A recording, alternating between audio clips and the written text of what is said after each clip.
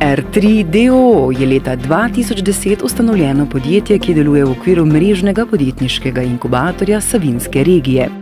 Trenutno zaposlujejo 6 ljudi, od tega 3 razvijalce in 3 poslovne strokovnjake. Glavno storitev, s katero podjetje že ustvarja prihodke, je spletni produkt Double Recall, ki predstavlja nov oglaševalski format in inovativno rešitev za monetizacijo spletnih in mobilnih vsebin. Videli smo problem Timesa v Angliji, da je izgubil 90% uporabnikov, ker so začeli zaračunavati za vsebine. Videli smo problem oglaševalcev, da v bistvu niso zadovoljni z banerji in smo na podlagi teh problemov našli Double Recall. Double Recall je način, s katerim lahko spletni mediji na inovativen način tržijo plačljive vsebine, in sicer tako, da oglaševalci sponzorirajo bralcem dostop do plačljivih vsebin, ki si jih le-ti zaslužijo z vnosom označenih besed iz oglasa v posebno okence.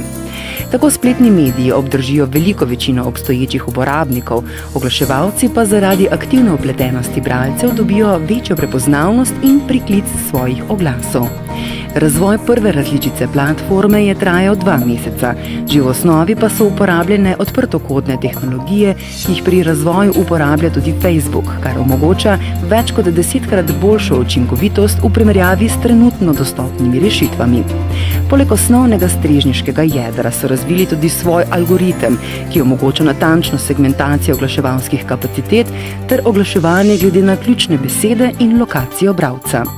V ozadju deluje tudi Pajek, ki vse medije natančno vsebinsko opredeli. Oglaševalska platforma vsebuje vso potrebno analitiko, monitoring in poročanje iz vidikov Double Recalla, založnikov ter oglaševalcev. Double Recall je patentiran v Evropski uniji in Združenih državah Amerike. V zelo kratkem času so pokrili 70% glavnih spletnih založnikov v Sloveniji, načrtujejo pa tudi širitev v Združene države Amerike, zaradi česar se v začetku maja selijo v Silicijevo dolino, kjer nameravajo nadgraditi in izboljšati svojo rešitev, da bo primerljiva in konkurenčna najboljšim na svetu.